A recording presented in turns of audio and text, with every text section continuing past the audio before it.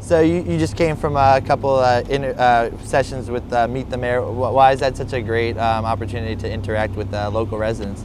Oh, I love it. It's been a really great program because it's informal and people can stop by. They don't need to make an appointment, and it allows me to hear from a lot of residents in an hour and a half, and hear what's on people's minds. And sometimes it's small things where it's easy for me to address them right away. Sometimes they're more complicated problems that just good for me to hear from people, make sure that those issues get on our agenda and that we're looking at ways to improve the community. And so how often do you typically hold these sessions? I try to hold them every Friday of the month, or every last Friday of the month from 8:30 to 10 a.m. And when it's beautiful outside, I have them out here on Heinz Plaza. During the winter months, I'm inside the library lobby. And the great thing both about Heinz Plaza and the library lobby is that there's so many people who come by. It's a great way for me to just touch base with friends who happen to be walking by. And also, if people don't know that I'm holding Meet the Mayor hours, they'll see me there and maybe they have something on their mind. And it's a great way for them to just let me know what's on their mind. Come right up to you, like a local celebrity almost. Well, I wouldn't put it that way. It's more just, you know, everyone's really busy. And so oftentimes people will have a pet issue or have something that's bothering them, but it doesn't rise to the level where they'll sit down and write me an email or call me or make an appointment. This way they can let me know what's on their mind without having to go through such a formal process. Great. So let's get into some of the issues that you've been working on lately. So recently, New Jersey Transit bus system, they're going to be shutting down on September 1st. But for the hospital, they're not going to be stopping at the hospital anymore. But you were able to work out a way where people will be able to, from Princeton, will still be able to get transportation to the hospital. Can you talk a little bit about that? Yeah, so New Jersey Transit is under a lot of financial pressure, and you know, unfortunately, they're doing two things that both myself and I know the rest of council and a lot of people in New Jersey are really upset about. So one, they're going to be raising fares pretty much across the board. That's going to make it more expensive for commuters to get from Princeton to New York or anywhere else on the train. And the other problem is that we were dealing with locally is that there were several service cuts they were making, and one was to the 655 bus that goes from Princeton to Plainsboro and stops at the hospital, like you mentioned.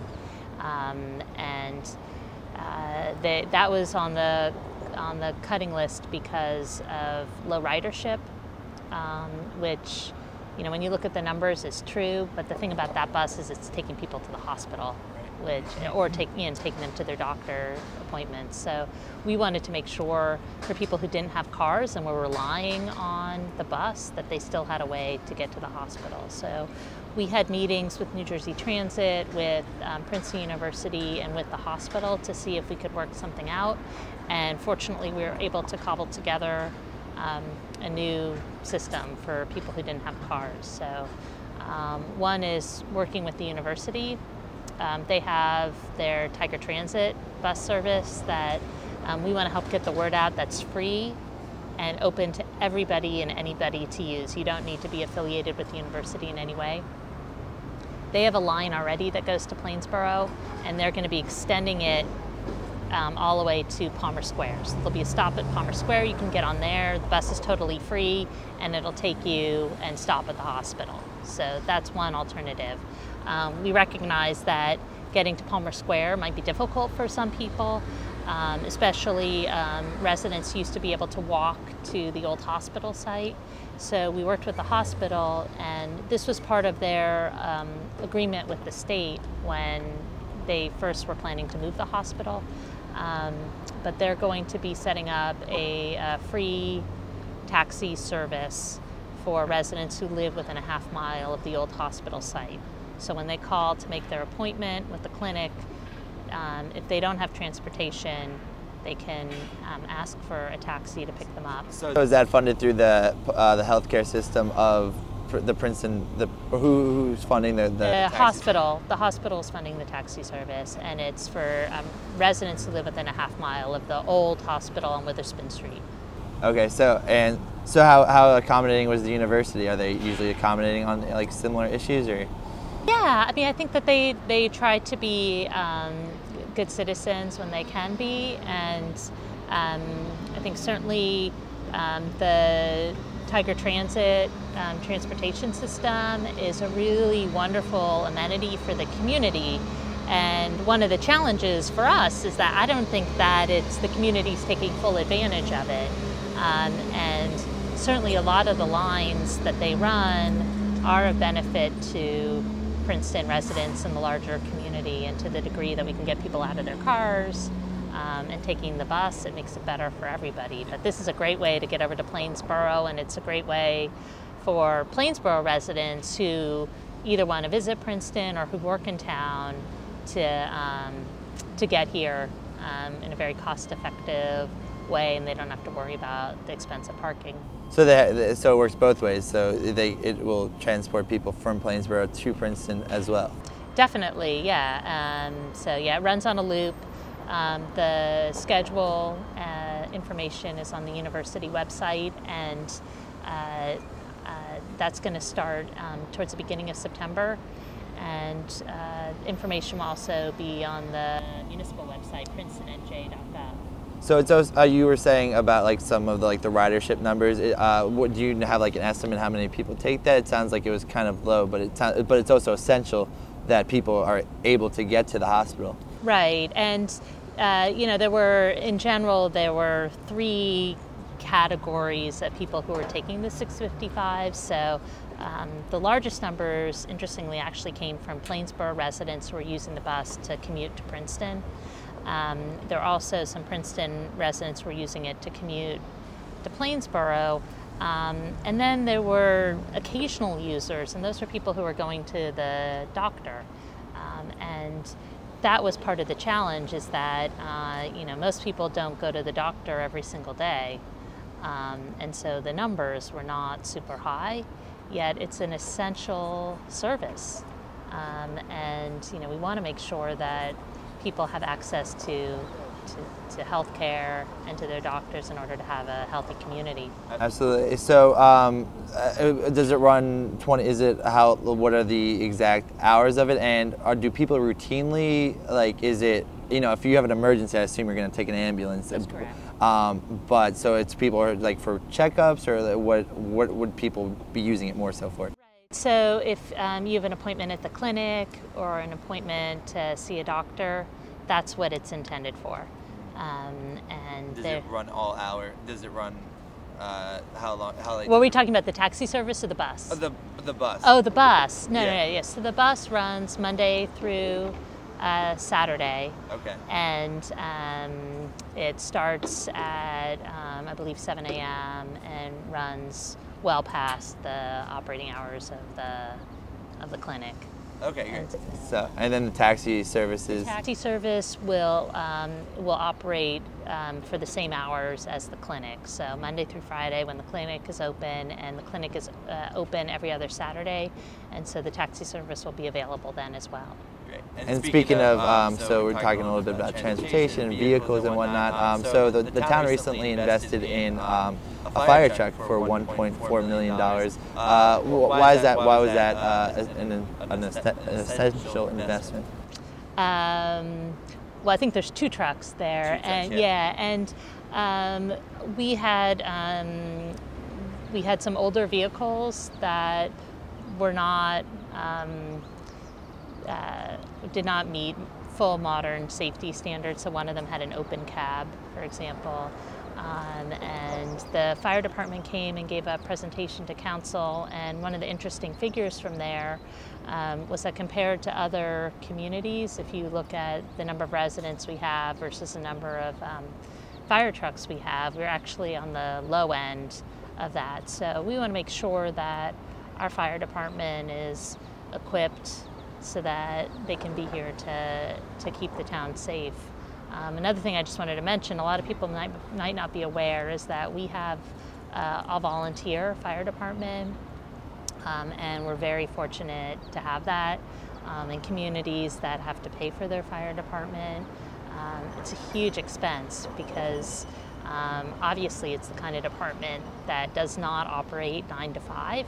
It operates 24 hours a day, 7 days a week. It operates on Christmas Day, on New Year's Day, Thanksgiving, every single day. And so we're very grateful to the volunteers who are there, and we owe it to them to make sure we're giving them the equipment to keep them as safe as possible and to give them the tools to do their job. I was reading that a lot of the times they'll actually use their own cars, is that correct? Or their own vehicles? Or? Well, we have volunteers, so we need them to be able to get to the trucks, and also if there's an all-alarm fire, then sometimes they'll take their cars to get to wherever the incident is and meet up with colleagues who are there with a fire vehicle. So in the past, you guys actually outsource sometimes to Plainsboro or Lawrenceville or Lawrence? It's not so much outsourcing as we have mutual aid agreements. So if there's a big fire anywhere in the area, we'll have a lot of fire trucks and fire companies respond, because a lot of those other communities also rely on volunteers too. So we want to make sure that there's coverage. Speaking of volunteering and community and whatnot, let's talk a little bit about the university. The university has a program, community action, or the program that they utilize quite frequently for the incoming class. It's a week-long orientation, correct? Where students volunteer their efforts to public service. Can you talk a little bit about that? Sure, yeah, it's a great program. So when students come, entering freshmen come to Princeton University, they have a choice of whether they want to spend their orientation week working on a community action program, or some of them choose to do outdoor action.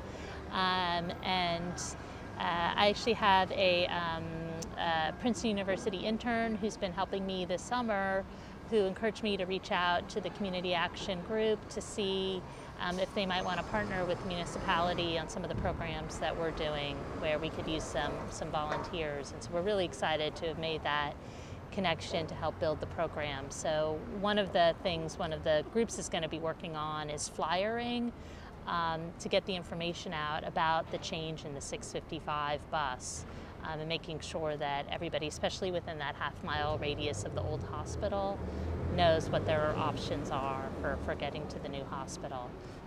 And it's a great symbiotic relationship there, because when the freshmen come into town, I think a lot of them, it's important that they feel a connection to the community where they're going to be living for the next 4 years. A lot of them are very community service minded.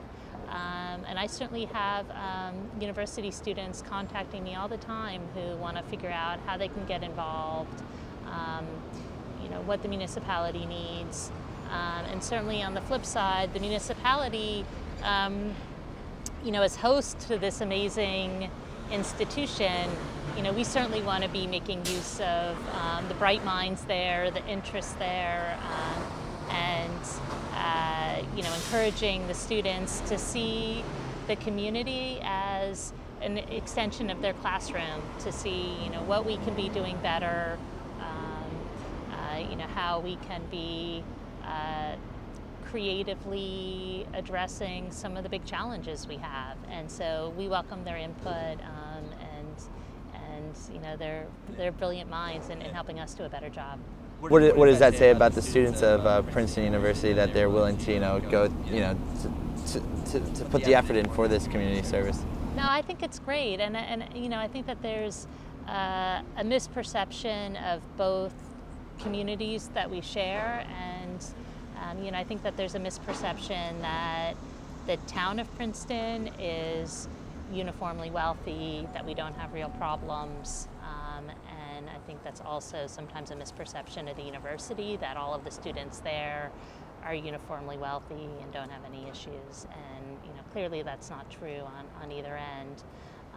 And I think when the students find out that there's service opportunities and there's families and individuals with real needs here in the community, it's something that they want to help with, and also it's easier for them to help here locally because it doesn't involve a lot of transportation. Often they can get somewhere to help on their bike or by walking. They don't have to spend an hour on a bus getting to someplace else in New Jersey. And obviously there's a lot of communities with needs in New Jersey. Our neighbor Trenton, there's certainly a lot of big problems and issues there, and we want to see Princeton University students helping there as well. But to the degree that we can make them feel a part of the community, and build off of their energy and enthusiasm and fresh eyes, I think we're all better off. Definitely. Great. So that's pretty much the topics that I had planned out. Is there anything else that's going on or that you're working on that you would like to address, or anything else that is of interest? Yeah, so there's a few things going on. One is we received a big grant from the New Jersey Department of Transportation to create a bike master plan. So we have a consulting firm coming in to lead that effort, and we're very excited. So there's going to be a kickoff on September 17th. There's going to be a joint meeting of the Planning Board and Princeton Council. That's going to be a major project in the upcoming year. Having a bike-friendly community is certainly an important one of my goals, to try to figure out how to make sure that's a safe and enjoyable experience for people when they're biking around town. Would it be like a city bike type program, or is it just people with their own bikes and there's different? So it's they'll be coming in to help us with the master plan. So it'll be a plan for a bike network throughout town. And how that takes shape is going to depend on a lot of the community input that they get. But for example, when we do a road project, right now there's not, we have a sidewalk plan, but we don't have a working bike plan. So it's really something that will give engineering the tools when they are doing a road reconstruction project to say, what does the bike plan call for here? Should we be painting sharrows? Should we be painting bike paths or bike lanes? And that way you start to build the network as we are repaving our streets. And there might be other opportunities for off-road bike paths that this plan will help us to identify and to help to prioritize spending over the next decade or so. So when would this plan be implemented, just over the course of a couple of years, or? Well, first it would be created through, there's going to be several community meetings and a lot of work being done to create the plan. Then it needs to get adopted by the planning board. And then it would be something that, there might be parts of it that we want to implement right away. And there might be other sections where it would be built as our roads get repaved and as our roads get reconstructed.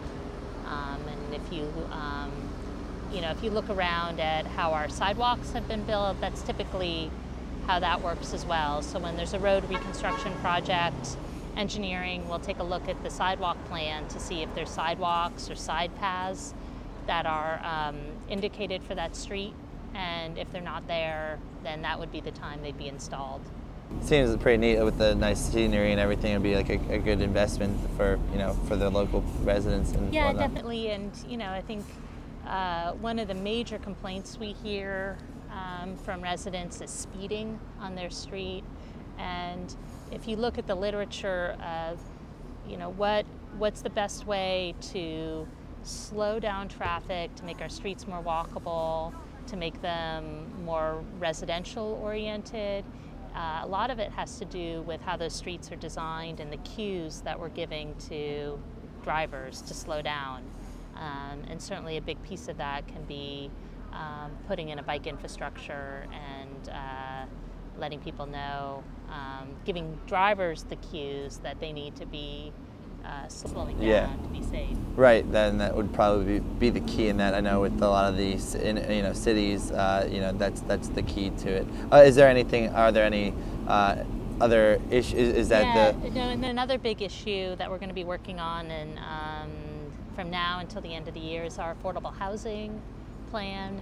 So there's been a bit of a mess at the state level over affordable housing, and the legislature was unable to pass an update to the Council on Affordable Housing Plan, and so it was turned over to the courts. So Princeton, along with hundreds of other municipalities across the state, is now having to go through the courts in order to get our fair share housing plan approved. But it's a complicated, difficult process. I think, as we go through it, we have to remember what our values are as a community, and certainly Princeton has, I think, a history that we can be proud of in terms of affordable housing. If you look back over the decades, we've had really great governing bodies who have said this is a priority and a need for our community, and we're going to invest in affordable housing and do our fair share. And certainly I'm committed to that going forward. But it's when you get down to the details, that's when it gets contentious and complicated. And I know there's concerns about growth and about density, and certainly about how we're going to finance the building of more units. And we want to make sure that we get as much public input as we can. The process is a little bit complicated, overly complicated this time, because we're going through the courts, and so it's unfortunately we're in litigation, which is going to make some of those discussions more complicated than otherwise they might be. But it's certainly something that's very important for our community. We want to have good planning. We want to be thoughtful about making sure that we're doing what we can so that as we move forward, we have an affordable community, we have a diverse community, and we have a livable community, and we don't lose the spirit and essence of who we are. Yeah, it's great.